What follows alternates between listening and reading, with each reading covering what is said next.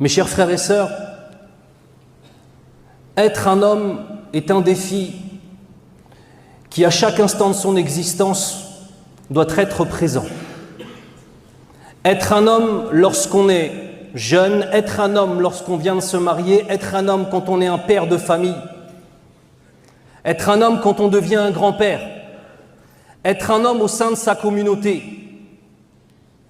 C'est un défi de chaque instant et ce sont des réalités que nous devons sans arrêt nous rappeler. Il faut que ce soit clair. Être un homme, c'est être aimé, mais ce n'est pas être craint. Aujourd'hui, avec certaines définitions qu'on a dans les quartiers et certaines définitions qu'on a notamment dans le rap, les gens ont confondu un certain nombre de choses, notamment avec un terme qui est très connu, mais très peu compris, qui est le terme du respect. Beaucoup de gens confondent le respect et la crainte. Ce sont deux choses qui sont complètement différentes. On respecte un homme droit. On respecte un homme qui donne sa parole et qui la respecte. On respecte un homme qui sait nourrir sa famille et qui sait se sacrifier. On craint une personne qui physiquement peut nous faire du mal. On craint une personne ou une femme dont la langue peut nous faire du mal. Et ce n'est pas du tout la même chose. Ainsi, beaucoup de nos jeunes confondent ces deux éléments-là. Et même certains pères avec leurs enfants, malheureusement, confondent ces deux éléments-là. Ils pensent que plus ils vont terroriser leurs enfants, plus ils seront respectés. Non, ils ne seront que craints. Ma'al asaf shadid.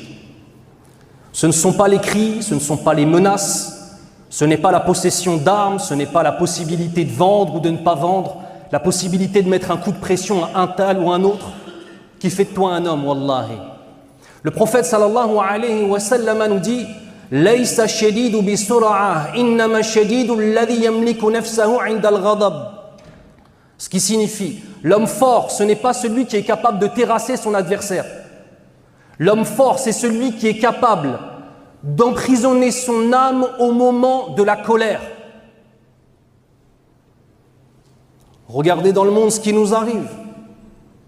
Notre communauté composée d'hommes, alhamdoulilah, qui sont capables de s'énerver dès qu'on menace leur argent. Mais sont-ils capables de défendre leur dîne? Des hommes qui, si tu veux les escroquer de 200 €, wallah, ya écrit ton testament.